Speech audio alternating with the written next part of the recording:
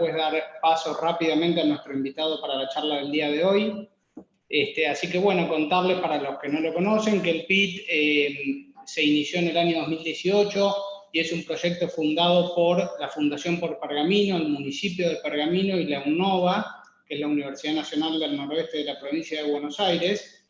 Y la misión del PIT es fomentar y dinamizar el ecosistema emprendedor en Pergamino y la región, y para ello trabajamos y promovemos iniciativas y acciones que tienden a inspirar, a despertar inquietudes, a sensibilizar, a tratar de guiar y capacitar en la medida de las posibilidades y a posteriori tratar de acompañar proyectos de emprendedores. Tenemos foco en proyectos que tengan componentes de innovación tecnológica, pero en realidad el PIT está abierto a todos los emprendedores que se quieran acercar. Incluso recientemente habilitamos un espacio de coworking en el ámbito que tenemos acá en Pergamino, que bueno, que todavía no lo estamos pudiendo aprovechar mucho por los motivos obvios asociados al COVID. Es una institución joven que tiene 2 años de vida, como les contaba, fundada en 2018 y que está dando sus primeros pasos, un poco basados en la convicción de que la participación ciudadana y que la interacción público-privada son las herramientas fundamentales y en definitiva las que tenemos disponibles para poder aportar a lo que creemos que es necesario, que es un cambio cultural, una mirada de mediano y largo plazo que apueste al desarrollo de talentos y al desarrollo de oportunidades para poder emprender, y bueno, que en definitiva genere trabajo y desarrollo integral, en este caso en nuestra comunidad y en la región. Y bueno, justamente a colación de eso, la charla de hoy se enmarca en este contexto de identificar oportunidades para transformarlas en emprendimientos y también de temas que tienen que ver con la interacción público-privada, en este caso del sistema científico y el emprendedorismo, el sistema científico como ámbito público. Entonces, para esto nos acompaña Matías Peire, que es fundador de Gridex. Matías es licenciado en Administración de la Universidad de Buenos Aires, en Administración de Empresas de la UBA y en Máster en Finanzas de la Universidad de San Andrés. Y hace unos años, después de vender su participación en Three Way Solutions, comenzó un proceso de investigación buscando desarrollar un modelo que conecte justamente al mundo científico con el mundo de la producción. Y en 2017 lanzó el primer fondo Gridex para ayudar a formar empresas de base científica. Y justamente es este modelo implementado en Gridex lo que nos va a estar comentando. Si les parece, entonces damos lugar a Matías y pueden ir generando las preguntas que se les vayan ocurriendo, los comentarios, y si los quieren compartir por escrito en el chat, nosotros después de la exposición se los vamos a ir planteando a Matías, que la idea es que nos pueda contar sobre el proyecto y podamos después abrir espacio para generar un ámbito de discusión. Así que bueno, Matías, bienvenido y gracias por participar. Bueno, muchas gracias por la invitación.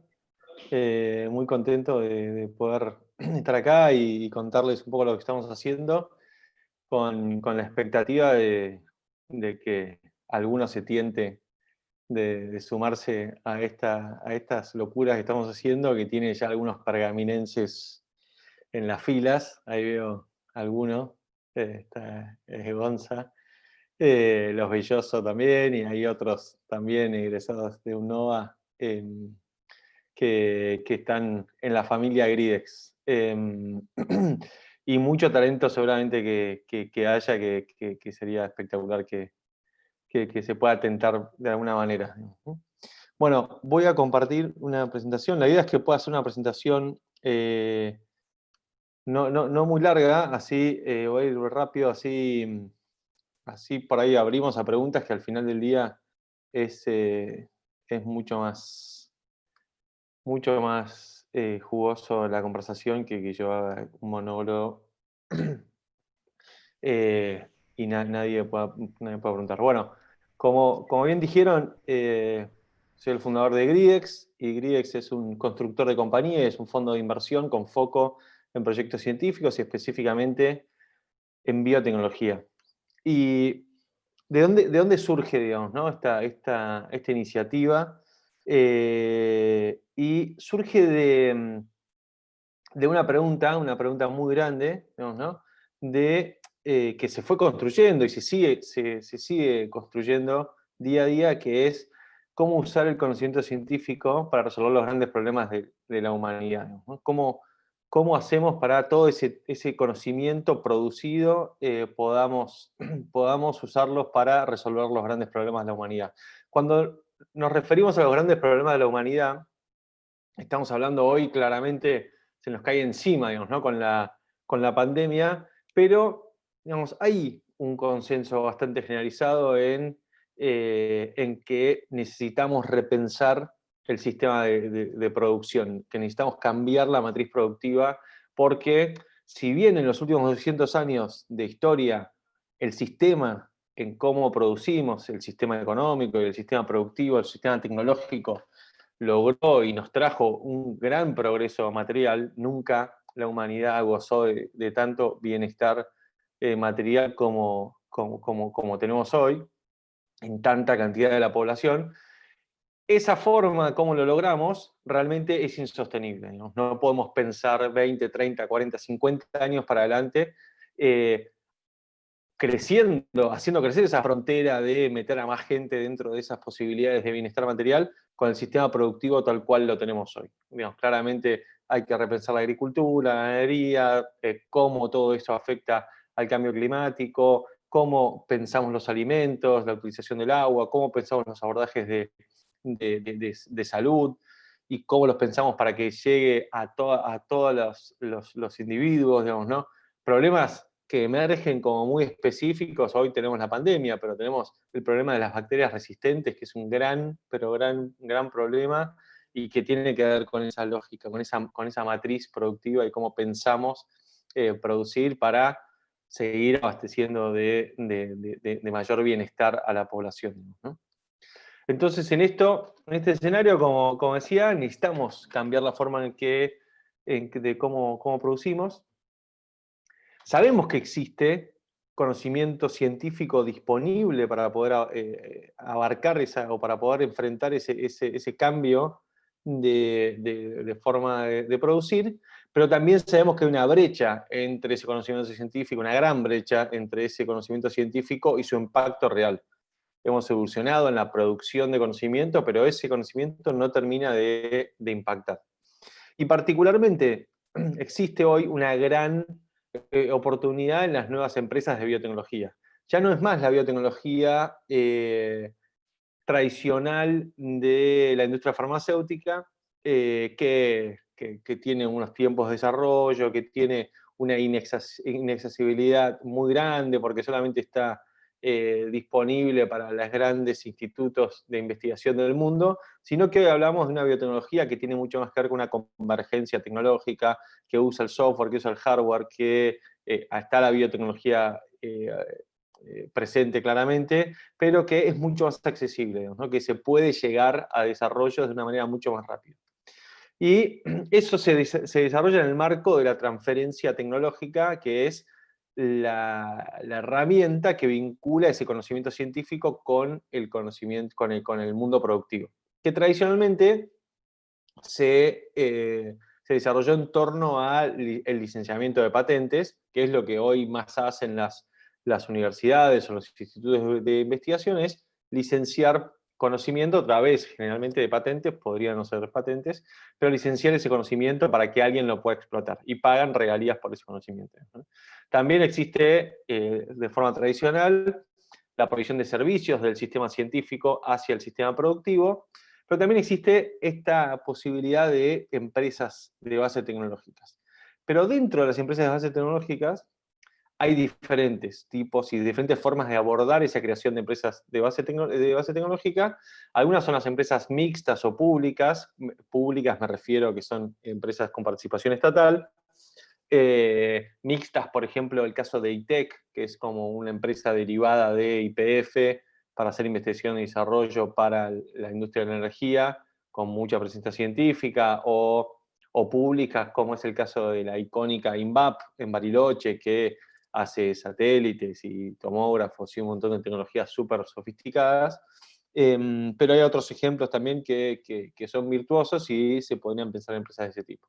También existe la posibilidad, y existen también, un montón de pymes, un universo de pymes, que podrían estar vinculadas a ese sistema científico, por ahí no tanto produciendo tecnología nueva, sino siendo usuarios de ciertas tecnologías sofisticadas que requieren de esa profundidad científica para poder abordarlas. Y por último, este tipo de empresas que son con las que nosotros trabajamos y en las que nosotros tenemos interés, que son las startups, son empresas que van a ir a buscar un crecimiento mucho más rápido y que en ese crecimiento van a ir a buscar este capital emprendedor.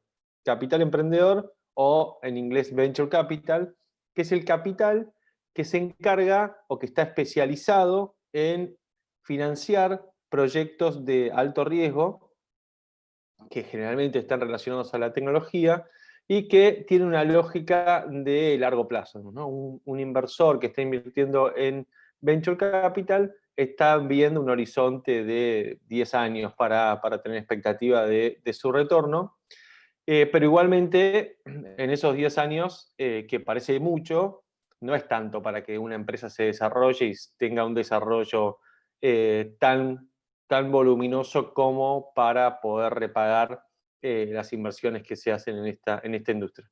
Y sobre todo, esa empresa que va a tener la posibilidad de repagar esa inversión, va a tener que cargar con el peso de tener que repagar todas las inversiones que no funcionaron, digamos, ¿no? Entonces, ¿cómo se trabaja en la industria del capital emprendedor? Suponemos que al acelerar y al hacer que los proyectos crezcan de forma más rápida, también se va a producir una tasa de mortalidad mayor. Entonces, cada proyecto en el que se invierte debería tener la habilidad de poder pagar repagar el resto de los proyectos que van a fracasar. Entonces, eso da un combo en la industria del capital emprendedor que requiere que los proyectos tengan una ambición de crecimiento muy grande y en general como muy agresiva hacia el crecimiento, ¿no? Sobre todo cuando van a buscar más capital para crecer, ¿no? Entonces, dentro de ese universo de transferencia tecnológica, nosotros nos especializamos en la creación de empresas y dentro de la creación de empresas nos especializamos en el mundo del capital emprendedor. Y dentro del capital emprendedor, para hacerlo más específico, nos especializamos en la etapa más temprana de esa cadena de jugadores que participan de esta industria de capital emprendedor, que es el primer cuadrante que ven acá, donde están las aceleradoras, donde está lo que se llama el seed capital. Seed capital, que inclusive tiene como dos etapas, es como algunos lo llaman pre-seed, o sea, pre-semilla, y están los seed capital, que son un poquito más institucionales. Nosotros somos, por lo general, no en todos los casos, pero por lo general somos casi siempre el primer cheque de inversión de esa empresa, que es la inversión que se hace cuando, en la gran mayoría de los casos, la empresa está en el famoso Valle de la Muerte, que es en donde los ingresos o no tienen ingresos o los ingresos no son suficientes para sostener el mantenimiento de la empresa, ¿no? Los inversores que vienen después supuestamente ya empiezan a tener un poquito más de claridad de cómo es el negocio, porque ya tienen evidencias de cómo se desarrolló ese negocio, ¿no? Y en ese marco nosotros dijimos, bueno, queremos invertir en el mundo de la ciencia en Argentina, ¿no? Yo arranqué con esa idea, digamos, ¿no? ¿Cómo no está ocurriendo que tanto talento, digamos, científico esté impactando o salgan proyectos de alto impacto del sistema científico de Argentina?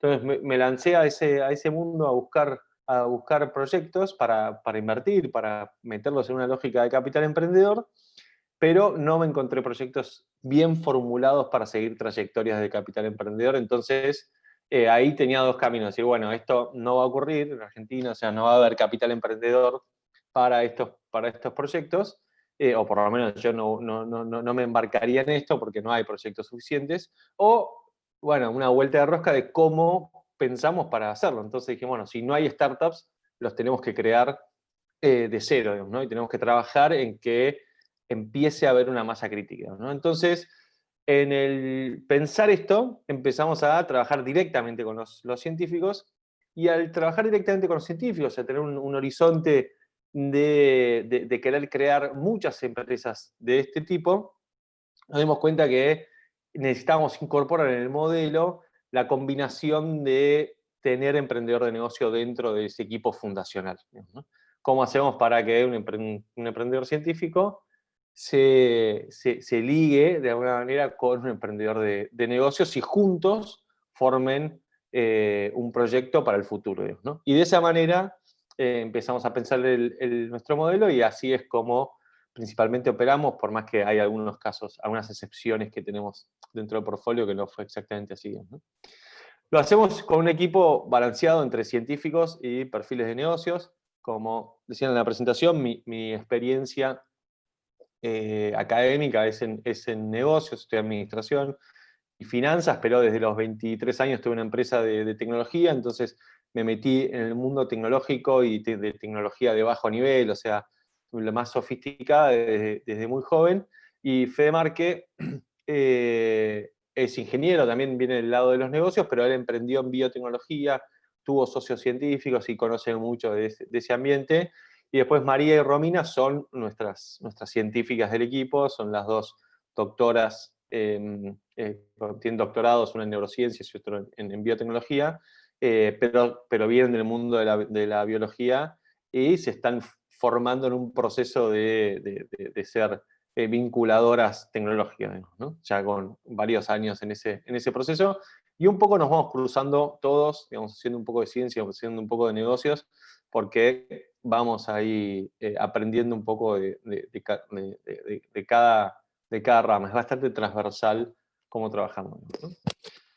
Hoy con este equipo, aparte de un back office que tenemos en toda la parte administrativa, estamos gestionando un fondo que lo arrancamos, como decían en la presentación, en 2017. Empezamos a invertir a mediados de 2017, más o menos, y con el objetivo de crear 30 empresas para el 2021, ¿no? Tenemos algunos inversores interesantes en nuestra línea, en nuestros inversores, como Grupo Insud, que está Hugo Sigman, que siempre tuvo un vínculo muy cercano al mundo científico, y él dirige muchas empresas, tiene dentro de su grupo muchas empresas que tienen vinculación con el sistema científico, como Synergium Biotech, Biogenesis Vago, Map Science, Immunova, o sea, tiene muchas empresas que tienen científicos en sus grupos fundadores.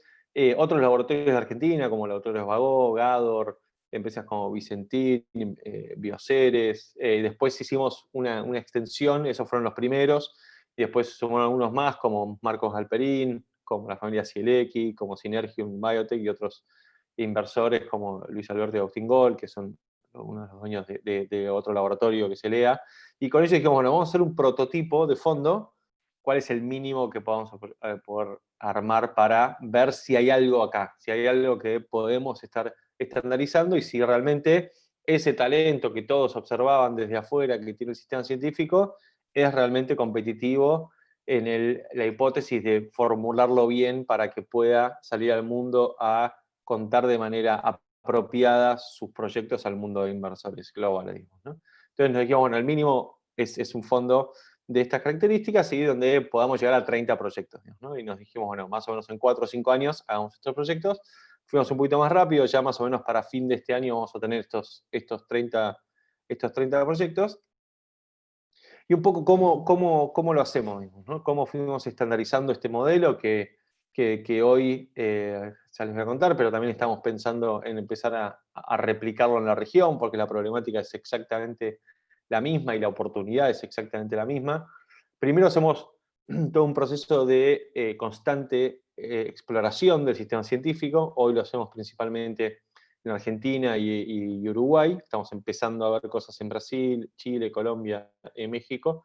Y mapeamos los proyectos científicos. Para mapearlos, lo que necesitamos es una tecnología que nos parezca ciertamente atractiva, una ciencia, ¿no? que sea atractiva de base, no importa su grado de desarrollo, no nos importa realmente para nada el grado de desarrollo, sino que estén en dominio de algo que parezca atractivo alrededor de la biotecnología, pero con una definición bastante amplia de biotecnología, que ese dominio tecnológico, dominio científico, pueda tener una hipótesis al menos de solución de problema concreto y que eso nos permita dimensionar algún mercado potencial. Y después, y lo más importante, son las personas que estén sobre ese dominio científico, que tengan la intención, o alguien dentro del equipo tenga la intención de tener un proyecto de vida, de hacer una empresa, ¿no? Eso para nosotros es fundamental y es una indagación muy temprana y muy sincera con los investigadores. Es, bueno, hacer una empresa es un proyecto de vida, digamos, es un proyecto de vida que al menos al momento de dar el puntapié inicial va a tener que contar con la idea de que por lo menos 10 años de nuestra vida nos va a requerir. Tal vez después, bueno, si choca todo a los 3, 4 años y habrá que bajarse, pero con este tipo de cosas lo más probable es que uno siga queriendo apostar y tal vez pateando la pelota para adelante porque van pasando cositas, pero no lo definitivo para que ocurra lo que uno quería que ocurra. Se hicieron 10 años y tal vez no funcionó el proyecto, ¿no? Y con menos de 10 años es difícil que un proyecto de estas características realmente tenga un tipo de vuelo interesante o de verdadero impacto. Entonces, eso es una conversación que nosotros tenemos muy iniciada en nuestra relación, es quién tiene un proyecto de vida con esto y quién dentro de un proyecto de vida tiene un proyecto de vida que es compatible con esta historia de capital emprendedor, que es muy particular dentro del mundo de la transferencia tecnológica, porque por ahí alguien quiere hacer una empresa, pero dice, no, pero yo quiero hacer una pyme para abastecer esta necesidad específica en este segmento y me voy a financiar de esta manera o inclusive con ventas y lo voy a lograr y el 99% de las empresas del planeta son esas, ¿no? O sea, hay muy pocas empresas dentro del mundo del capital emprendedor. Entonces ahí, como insistimos mucho en esa conversación para hacer un buen seteo de expectativas del momento cero, ¿no? De ese proceso de exploración, hoy tenemos como 1.500 proyectos mapeados, proyectos con estas tres características, o sea, tecnología o ciencia, potencial impacto y alguien dentro de ese equipo que está interesado en algún proceso de este tipo, por ahí sin mucha claridad.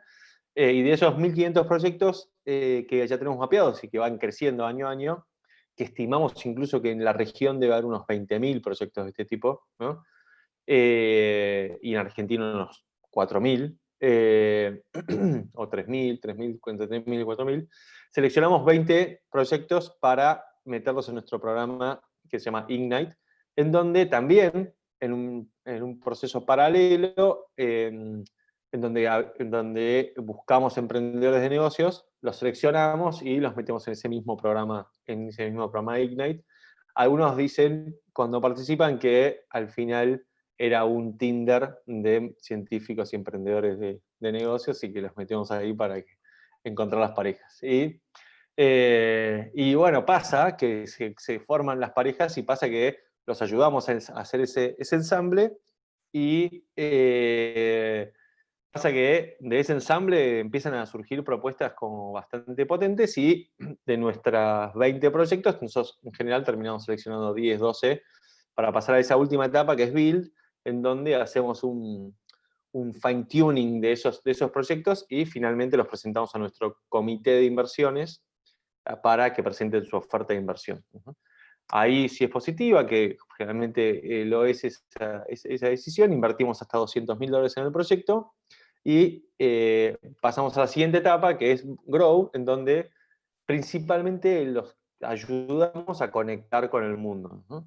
Es necesario que estos proyectos tengan una visibilidad del mundo lo más rápido posible, porque son proyectos que van a requerir procesos de financiamiento con capital emprendedor, y ese capital que viene después de nuestra inversión, salvo en algunas pocas excepciones que por suerte están empezando a crecer un poquito más, no está en la región, está en el mundo, está principalmente en Europa, está en Estados Unidos, está en Israel algo, pero es difícil de entrar, está en Asia, pero no está en la región, ¿no? O sea, hay muy poca inversión para este tipo de proyectos, inversión del siguiente paso, digamos, ¿no? Al nuestro, que son inversiones de 1, 2, 3 millones de dólares, no hay un ecosistema, entonces nosotros tenemos que conectar rápido esos proyectos con el mundo y conectarlos de manera apropiada para que sea una oferta atractiva para esos fondos que están viendo proyectos de todo el mundo. Y eso hacemos, ¿no? Conectamos esos proyectos con el mundo y ya muchos de nuestros proyectos han conseguido inversión de inversores internacionales y muchos han ido al exterior validando esta hipótesis que teníamos de que el conocimiento científico podía ser competitivo a nivel mundial. Nuestra mayor satisfacción es comprobar eso, digamos, bien formulado, ese conocimiento científico es súper competitivo y esos científicos son súper competitivos en este tipo de proyectos, con cualquier proyecto de cualquier parte del mundo. Es más, muchas veces el científico acá dice, no, bueno, pero eso es en Estados Unidos, pasa ahí, nosotros estamos todo el tiempo viendo proyectos de este tipo en el mundo, le decimos, tengan la certeza de que, o crean en lo que les transmitimos respecto de la verdadera competitividad que tienen sus proyectos. Por ahí faltan procesos de formularlo bien, pero el subyacente científico específico que quieren proponer seguramente es muy competitivo. No tienen nada que envidiarles a ningún proyecto de cualquier parte del mundo, y eso lo estamos viendo cada vez más, ¿no? Puede haber miles de detalles que por ahí no los hagan prosperar, pero la ciencia termina siendo muy competitiva y sus ideas de negocios de arranque son muy competitivos. En este proceso ya fundamos 21, bueno, ahora justo estas últimas 2 semanas tenemos que actualizar esto, entraron 4 empresas más, así que ya tenemos 25 empresas en el portfolio. 8 de esas empresas ya recibieron inversión de inversores del extranjero y inversiones también de inversores locales que volvieron a apostar por esas empresas. 3 de esas empresas, /4, levantaron fondos, lo que se llama en etapa semilla, pero ya entre 1 y 3 millones de dólares, que para este tipo de proyectos, la verdad que puedan haber pasado a la siguiente instancia y puedan haber validado levantando ese orden de magnitud de fondos es algo impresionante, porque de vuelta tiene que ver con ese subyacente que es muy potente, que es ese sistema científico que está apoyando a esos proyectos y que necesitaban una acomodada para poder realmente demostrar su valor. Y algunos proyectos ya están yendo por una siguiente ronda de inversión, una serie A, para empezar a buscar inversiones entre 9 y 20 millones de dólares, ¿no? Como que dando un salto muy importante, y hay varios que están preparándose para ir a esa primera inversión semilla, ¿no? Casi la mayoría del resto de los proyectos está y arrancamos hace muy poquito a invertir. Ya tenemos un montón de científicos, son como 40 científicos que son fundadores de las empresas, socios fundadores, con unos 20 emprendedores de negocios, un poco más. La incidencia de mujeres fundadoras en este tipo de proyectos es altísima porque hay muchas científicas muy talentosas y muy emprendedoras dentro del sistema científico. Hoy, no tengo el número acá, pero creo que de las 25 empresas, tenemos más del 60% de las empresas tienen fundadoras mujeres dentro de sus equipos. Y son emprendimientos muy diversos, ¿no? Emprendimientos que están desarrollando herramientas. Cuando llamamos herramientas, llamamos a proyectos que, pensando en biotecnología, están desarrollando herramientas que van a acelerar el proceso de crecimiento de la biotecnología. Les pongo un ejemplo, STAMP está haciendo un bioreactor de flujo laminar. La industria de los bioreactores es una industria que en sus principios básicos de funcionamiento no cambió desde su existencia.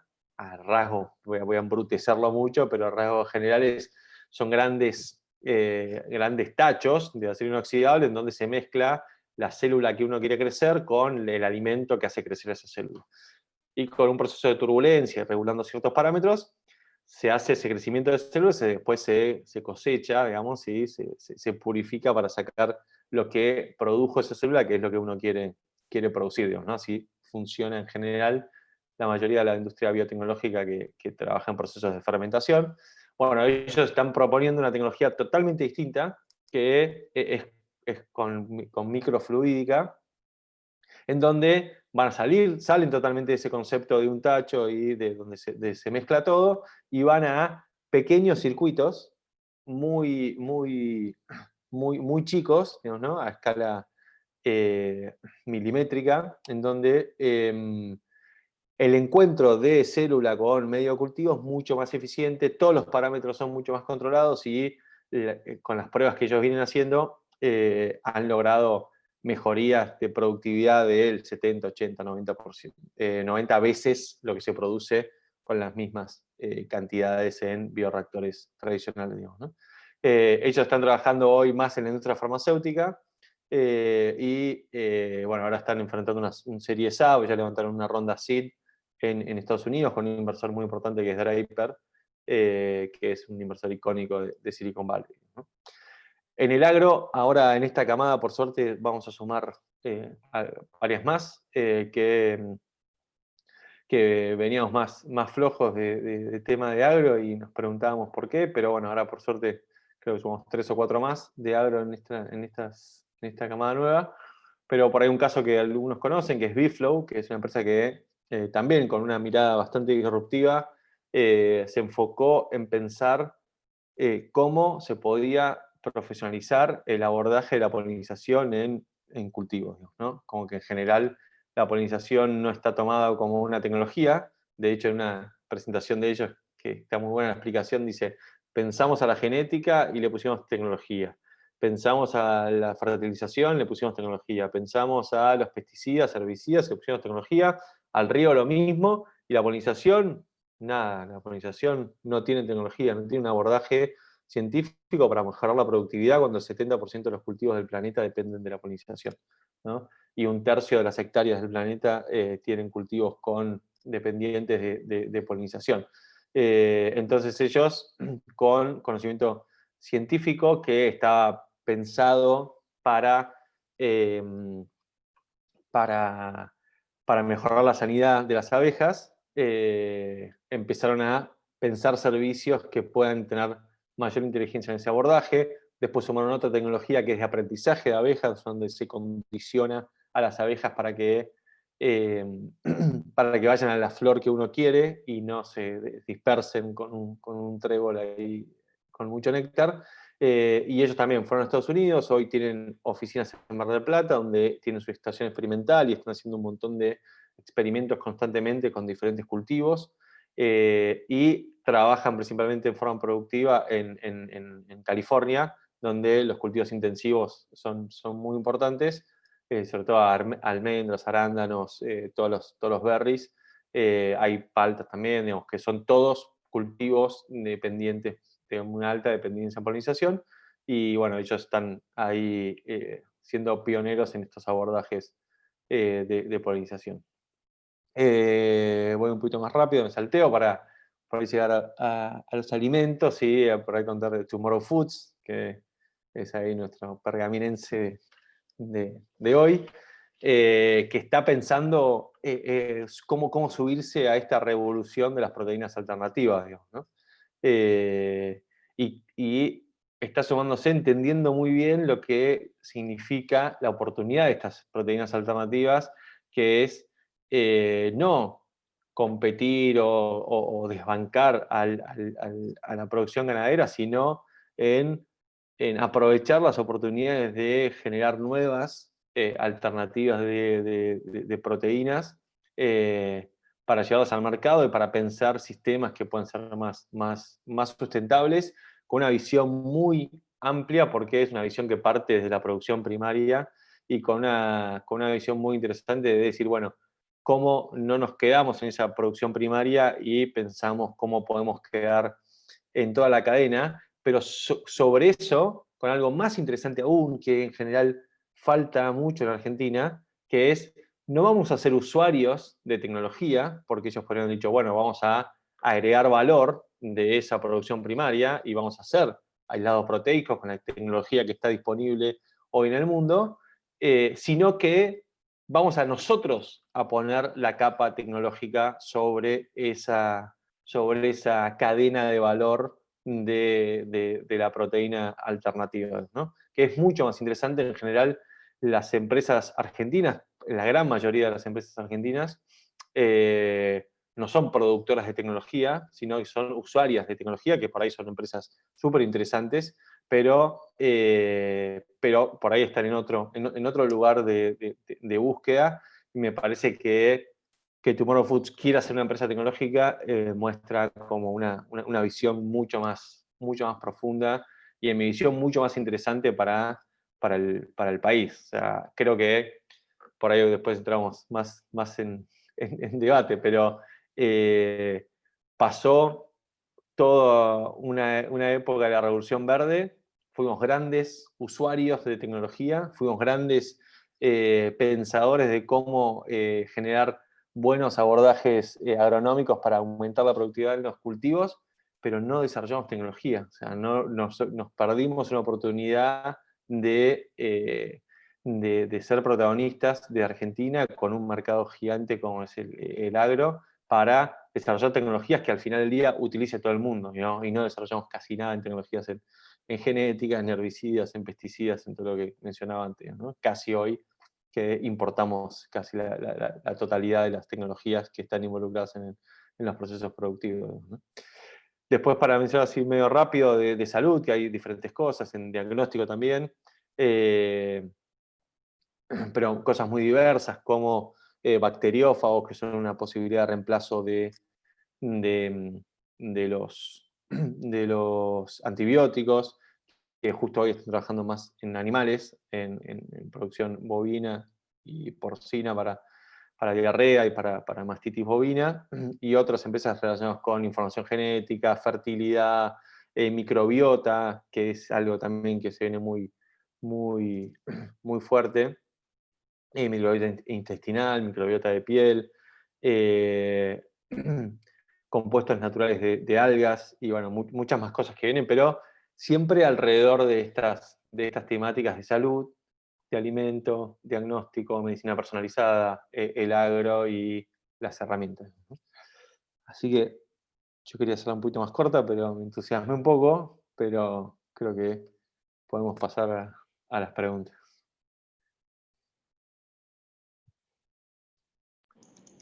Bueno, Matías, muchas gracias por la exposición. Por ahí para transferirte alguna de los comentarios, las preguntas. Por acá preguntaban en la relación con los científicos, si es una relación personal de un científico que tiene una motivación para acercarse a Gridex, o si en algún punto o en algún caso hay una relación institucional con instituciones del sistema científico, y por ahí agrego si gran parte de estos proyectos vienen del sistema científico formal o a veces son investigaciones privadas o que surgen justamente de personas que no están en el sistema científico nacional. Bien, siempre necesitamos del individuo, que le decimos el dueño del proyecto, ¿no? El dueño de quién se puso al hombro durante años y quién se va a poner al hombro por el futuro de ese proyecto. Y por lo general, ese dueño está dentro del sistema científico. Tenemos algunos casos que no están dentro del sistema científico, pero la hipótesis de escala es que vamos a encontrar más proyectos siempre dentro del sistema científico, ¿no? Por ahí la incidencia de hoy en los 30 proyectos va a ser un 70-30, pero si nosotros queremos hacer 200 empresas en los próximos 10 años como queremos hacer, estimamos que la incidencia debería ser mucho más de los que están dentro del sistema de los que no, ¿no? Porque la mayoría de los científicos está dentro del sistema científico, ¿no? Como que hoy Argentina tiene 50.000 investigadores y están casi todos en el sistema científico. Entonces, la relación es con el científico, con el individuo, porque necesitamos ese dueño que quiera empujar este proyecto adelante, pero no podemos avanzar y no vamos a poder avanzar si no hacemos alguna relación institucional con la institución de dependencia de ese científico. Tarde o temprano tenemos que hacer ese vínculo, porque ese científico depende de esa institución científica, ese científico tiene una relación formal y seguramente el conocimiento que produjo pertenece a esa institución, entonces cualquier proceso de transferencia tecnológica tiene que estar involucrado en la institución. Sin perjuicio de que eso es en general lo que ocurre, lo que necesitamos que el individuo se presente, pero también trabajamos un montón con todas las universidades, los institutos, con el CONICET, para que ellos nos ayuden a abrir las puertas de todos esos institutos y que de alguna manera nos lleven de la mano a decir, bueno, estos son nuestros investigadores. No es tan fácil porque todavía culturalmente es más difícil, pero también es algo que hacemos constantemente. Y esos investigadores en general, digamos, dejan el sistema científico para pasar a ser emprendedores o hacen o conviven con seguir investigando en el sistema científico y emprender en el ámbito privado. Bueno, está buenísimo eso porque es algo fundamental, digamos, ¿no? Es como se arma de manera sana el equipo que va a llevar adelante la compañía. O sea, no hay nada definido a priori, digamos, ¿no? Como que puede haber un científico en el equipo que no quiera salir de la academia, pero pueda tener un rol de consultor, de advisor de ese proyecto, ¿no? Pero vamos a necesitar un científico dentro del equipo fundador que esté comprometido 100%, full life, como le dicen, en el proyecto, porque lo que es necesario darle a ese proyecto es todo, ¿no? Es todo y más que todo, ¿no? Como que hay casi hasta una cuestión casi medio irracional, ¿no? O sea, que hay algunos, seguramente varios emprendedores, y saben lo que significa empujar un proyecto, y es absolutamente incompatible llevar adelante una carrera académica con llevar adelante una compañía, ¿no? Que no significa que una persona que quiera seguir una carrera académica pueda estar vinculado y hasta inclusive tener participación accionaria de esa compañía, pero no va a ser una participación accionaria que le dé un control de la empresa, por lo menos cuando nosotros intervenimos, ¿no? Y nos pasa mucho que viene un investigador más senior y nos dice, bueno, este es mi proyecto, ¿no? Como que hace 10 años, y bueno, vos tenés un proyecto de vida de hacer una empresa, no. Bueno, entonces esto es un proyecto del futuro, no es un proyecto del pasado. El pasado lo que te da es la excusa de dar el paso para tener el primer producto, la primera innovación, pero una empresa no va a ser un solo producto. Entonces, necesitamos a alguien que tenga el compromiso de llevar esta compañía de forma cotidiana y con un compromiso de vida total. Bueno, muy bueno. Trato de juntar un par de preguntas. Una habla de tratar de comparar un poquito las fortalezas, oportunidades, debilidades y amenazas de justamente el ámbito del emprendedorismo biotecnológico en la Argentina con otras geografías. ¿Cómo lo ves? Que creo que un poco has comentado, pero también en relación a eso, por ahí, ¿cómo ves el marco de propiedad intelectual para proteger los desarrollos, ¿no? Si ahí hay un problema o una oportunidad en esa situación actualmente. Bueno, en términos de, sí, como que ahí como que le puse bastante énfasis, lo puedo bajar un poco a términos más objetivos. O sea, hoy Argentina tiene 50.000 investigadores más o menos, un 60% de esos investigadores están relacionados con proyectos alrededor de las ciencias de la vida. Esa cantidad de investigadores nos da la densidad de investigador por millón de habitantes más alta de la región, por lejos, son unos 1.200, y Brasil tiene unos 800. Y más o menos las proporciones de ciencias de la vida se repiten en todos los países. Pero enfocando en Argentina, tenemos 50.000 investigadores, más o menos unos 30.000 relacionados con ciencias de la vida. Es muy probable que de esos 30.000 investigadores, una gran mayoría se haya formado fuera, porque es muy común que uno mientras hace el doctorado o haga un intercambio, o cuando termina el doctorado hace un postdoctorado afuera, y se forma afuera, y conecta, y se compara, es muy común que el investigador, en su afán de publicar en revistas especializadas, en revistas internacionales, se especialice en un nicho muy concreto, quiera buscar diferenciación y se haga muy competitivo en esa área. Y eso hace que tengamos una masa crítica de talento que en su naturaleza de formación tuvo que hacerse competitivo a nivel internacional, con una densidad que no existe en ninguna otra disciplina en la Argentina, en ninguna otra. O sea, el software no tiene PhDs en la densidad que tiene la biotecnología. O sea, la inteligencia artificial, pero ni cerca, debe tener 100 PhD de inteligencia artificial en la Argentina. Cualquier cosa vinculada con la electrónica o con la robótica o con Internet of Things o cualquier de ese tipo, debe haber 500 doctores que estén en ese proceso formativo que los hizo ser competitivos a nivel internacional. En biotecnología tenemos esa masa crítica de ese nivel.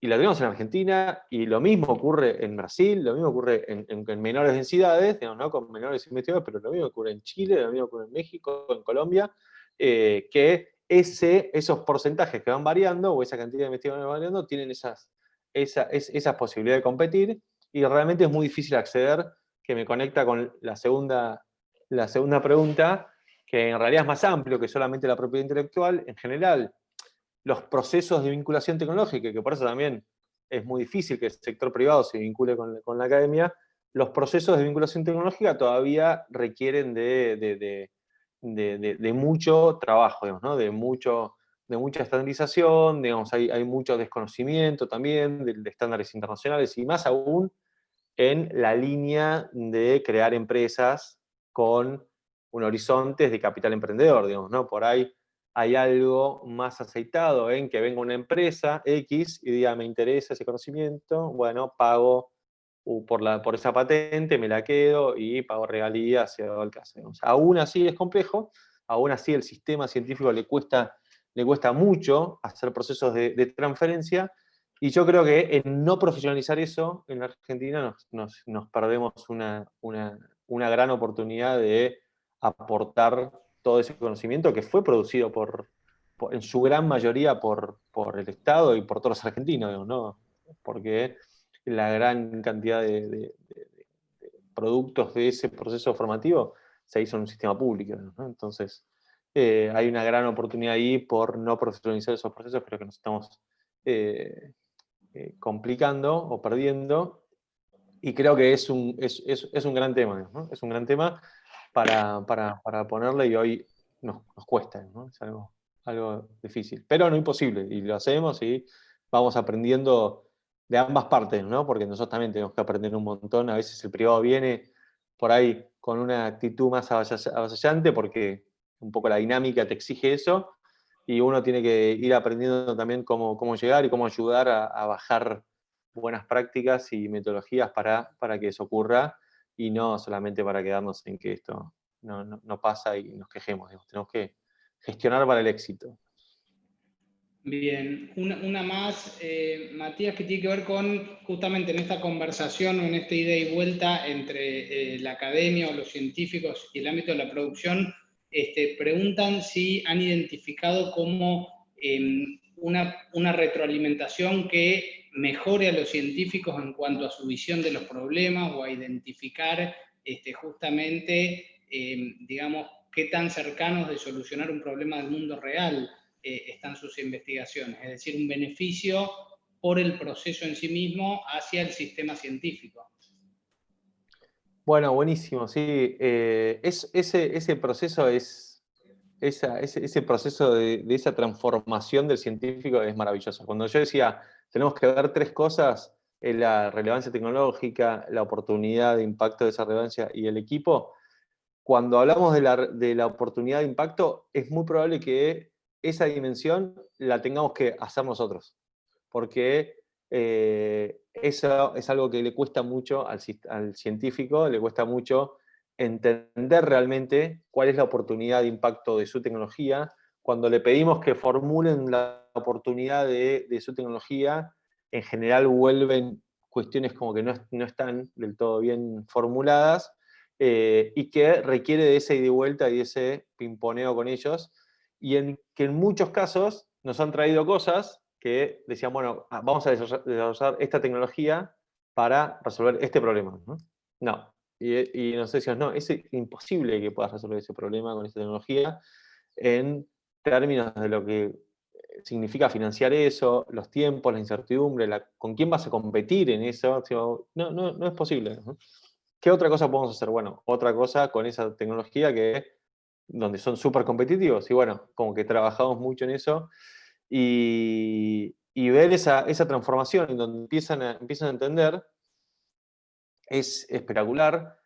Y cuando eso ocurre, empiezan a darse cuenta que la empresa es un vehículo para producir conocimiento también, que eso es algo que está totalmente fuera del horizonte de posibilidad que pensaba un científico. Decía, bueno, yo hago ciencia en la academia, produzco conocimiento, que es lo que me pide la academia, digamos, intentar correr un poco la frontera del conocimiento, producir conocimiento original. Cuanto más original y sofisticado sea ese conocimiento, más prestigiosa va a ser mi carrera. Pero si yo hago transferencia tecnológica, no produzco más conocimiento, solamente estoy como dándole a esa empresa para que siga produciendo. Y este tipo de empresas, que son empresas con fundadores científicos, con un horizonte de mejora en mejorar la ciencia que lo soporta, requiere de seguir extendiendo la frontera del conocimiento y requiere seguir produciendo ciencia dentro de las empresas. Y es así que muchas de las empresas de nuestro portfolio siguen publicando en journals, y ya hay varios que han publicado con inclusive en algunos casos con el socio de negocios como coautor del paper, papers muy interesantes, ¿sí? Y ese proceso es espectacular porque no están disociadas, o la empresa como instrumento, como vehículo, no exime de que se pueda seguir produciendo conocimiento dentro de ese vehículo, ¿no? Entonces eso Bien. es un proceso muy interesante de cómo lo vamos viendo, que ellos lo van descubriendo, ¿no? Y del otro lado del mostrador habías comentado un poco de, digamos, la importancia del emprendedor privado. Comentaste que era un rol fundamental, comentaste que por ahí tenía un ímpetu o un empuje mayor por su propia dinámica, pero bueno, preguntan justamente por qué te parece que es fundamental esa pata emprendedora del ámbito privado. Bueno, en general tiene más que ver, más que con una cuestión formativa, que a veces también lo hay, porque puede haber ciertas cosas de formación o experiencia que el que viene del mundo de los negocios, o el que tiene la intención, porque en general los emprendedores de negocios que sumamos nosotros son muy jóvenes, son chicos de 22, 23 años, 25, puede haber 30, puede haber más grandes también, tenemos de todos los casos, pero en general también la mayoría son chicos muy, muy jóvenes, entonces por ahí no tienen tanta experiencia, por ahí sí están formados en carreras del mundo de las ciencias económicas o de la ingeniería, pero no tienen mucha experiencia. Pero sí lo que tienen es una energía que los va a permitir presentarse ante el mundo, los va a permitir empujar esa mirada más ambiciosa, correr un poco ese velo de no creérsela lo suficiente como para poder salir al mundo y contar que tienen algo de valor. Entonces, es un perfil que va a tener mucho más incorporado eso. ¿Por qué? Se educó en esa conversación, tiene amigos relacionados con esa conversación, y por otro lado, el científico construyó una carrera que le exigió tener un perfil totalmente diferente, porque el científico requiere de meterse para adentro, tratar de buscar sus máximos niveles de abstracción para poder entender la máxima profundidad y complejidad de algunos problemas. Y eso te hace un poco aislarte de ese entorno, de entender el contexto, de entender dinámicas de lo que está pasando a tu alrededor, porque tu objetivo es profundizar, enfocarte y ir hacia la resolución de un problema que suele ser muy complejo. Esa es la dinámica que va a tener un científico. Entonces, se puede convertir ese científico en emprendedor de negocios. De hecho, muchos lo hacen en un proceso, ¿no? pero su curva de aprendizaje para terminar de naturalizar un montón de procesos va a ser muy larga, y si lo tiene que hacer con el cuerpo como en primera persona, ¿no? Es mucho más costoso en términos de lo que significa para el proceso. En cambio, si tiene alguien al lado que va a hacer ese cuerpo que salga al mundo, ese proceso de convertirse en empresario es mucho más natural, porque él no tiene que de un día para el otro salir y hablar con un inversor y contarle el sueño de lo que se llama el moonshot, y decir, tipo, ¿cómo le voy a decir eso a un inversor? Tío? Yo tengo que hacer un experimento para decirle eso. No, pero ¿cuánto vas a vender? ¿1.000 o 1.000.000?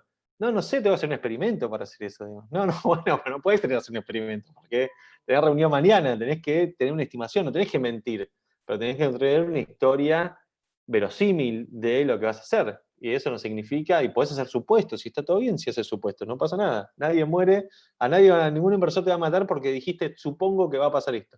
No, no, no, pero no puedo suponer porque te va a hacer un experimento, ¿no? Entonces, el poder apoyarse en ese emprendedor de negocios genera una dinámica de ambos en donde uno dice, bueno, yo me estoy convirtiendo en empresario porque realmente, nada, estoy haciendo ciencia con una cabeza de una empresa que tiene que satisfacer un plan de una empresa, pero no tengo que al día uno enfrentarme a todas estas cosas que realmente son absolutamente antiintuitivas para mí. ¿No? Entonces, como que el tener un emprendedor de negocios le da una dinámica a ese funcionamiento que es mucho, mucho mejor, que tiene sus complejidades, digamos, ¿no? Claramente, enfrentar estos dos mundos es todo un desafío, digamos, ¿no? Cómo se enfrentan estos lenguajes que son absolutamente ajenos, pero ahí nosotros trabajamos mucho en encontrar ese perfil de emprendedor de negocios, porque a quien le ponemos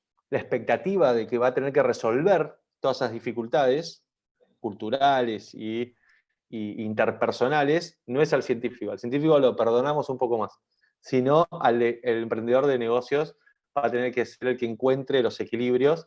Y ahí trabajamos en tres dimensiones. Una dimensión de complejidad, porque estos proyectos requieren de un abordaje de la complejidad, ¿no? Trabajamos en un abordaje compasivo, no en términos espirituales, sino como una herramienta para abordar la complejidad. La compasión la vemos como una herramienta para abordar la complejidad, y la abordamos en términos pragmáticos, ¿no? Porque al final del día tienen que pasar cosas. O sea, al final del día hay que hacer delivery de promesas, y al final del día hay que hacer cosas concretas. Esto es una empresa, tiene que crecer, tiene que facturar, tiene que demostrar cosas para construir confianza, para levantar capital. Entonces, como que trabajamos en esas tres dimensiones a priori para que ese ensamble pueda ser más fructífero, pero siempre es un desafío, ¿no? Bien, bueno, bárbaro, muchísimas gracias, Matías. Quedan algunas preguntas, algunas que llegaron por privado, pero fueron, me parece, respondidas con las otras. Alguna que tenía que ver, por ejemplo, con cuál es la propuesta de valor, y me parece que fue ampliamente abarcada para los emprendedores en el sentido de por qué ir por esta opción y no por el esquema tradicional. Y entonces, bueno, me parece que no solo es, porque preguntan si es el aporte de capital, me parece que no es solo el aporte de capital, sino un acompañamiento integral para desarrollar el emprendimiento, ¿no es cierto? Sí, sí, total. Sobre todo cuando nosotros no participamos de ese ensamble y casi de esa génesis de esa empresa, que es en la mayoría de los casos, la mayoría de las empresas que están en nuestro portfolio no existirían si no hubiera sido por ese proceso. Suponemos que no existirían, pero es difícil pensar que existirían en los términos que hoy están formuladas. La mayoría, digamos, no todas, porque hay alguna, bueno, Tomorrow Foods, por ejemplo, que es la conocida de acá, ya estaba formulada, ¿no? Pero sobre todo ese perfil de proyectos requiere, nosotros creemos que es muy importante ese tercero que ayude a hacer ese ensamble. Aún con un proceso que hayan hecho ambos, los científicos y los emprendedores, por ahí que ya se conocían o por ahí que tenían algún tipo de idea en conjunto, por ahí tener un tercero que ayude en ese ensamble es importante, digamos, ¿no? Y después, nosotros cada día vamos creciendo en nuestras redes, cada día vamos tomando más experiencia en nuestras redes en términos de contactos comerciales, en contactos con inversores. Cada día que pasa, nos conocen no solamente más en Argentina, en la región, sino también en el mundo de las inversiones. Tener una referencia, un link a algo conocido es fundamental, y ese proceso que nosotros vamos cada día creciendo más, y un poco nosotros entendemos que eso es relevante, digamos, ¿no? A la hora de crear un emprendimiento. Bueno, Matías, entonces, perdona a los que por ahí quedó alguna respuesta sin abarcar, pero para no pasarnos tanto del horario, principalmente agradecerte por tu tiempo. Es tremendamente interesante poder rescatar este valor de la interacción entre la ciencia y el ámbito de la producción. Nos parece espectacular.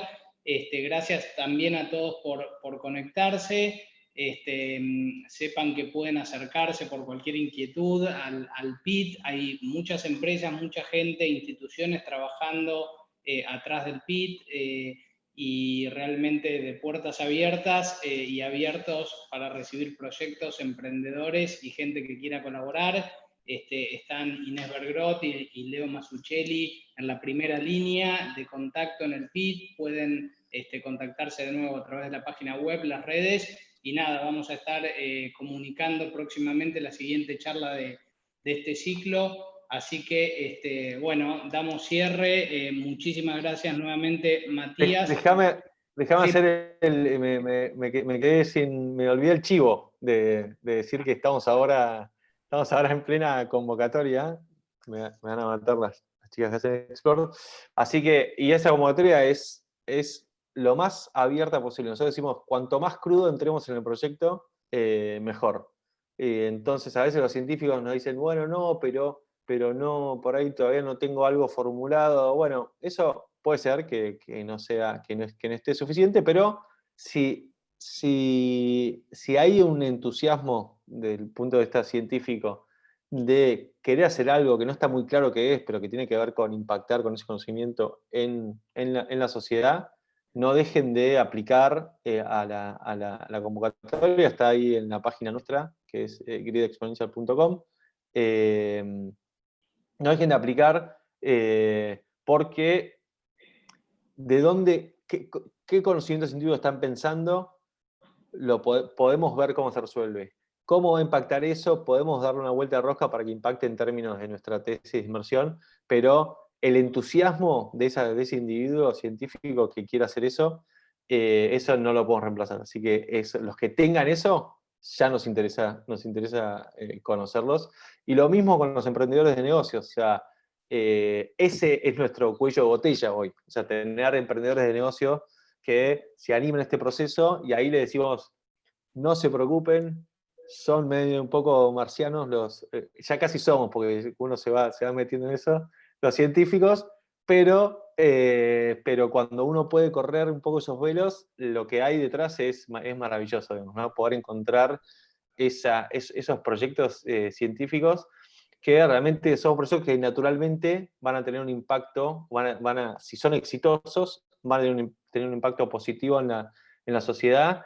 Y tenemos un montón de emprendedores jóvenes de negocios con ganas de hacer cosas, que al final del día por ahí terminan impulsando un proyecto que por ahí es un buen negocio, que está buenísimo, pero por ahí están quedando ahí en la mesa un montón de conocimiento que necesita de esa ayuda de emprendedor de negocios. Así que también los invito a contactarse a los emprendedores de negocios, que también estamos en ese proceso de conectar y empezar ese proceso de selección para la camada del año que viene.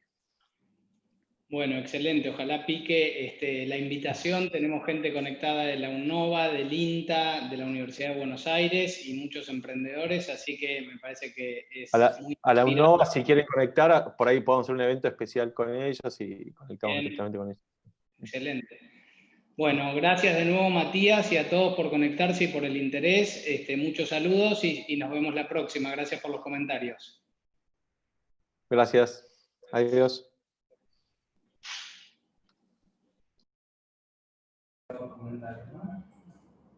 Chao, buenas tardes.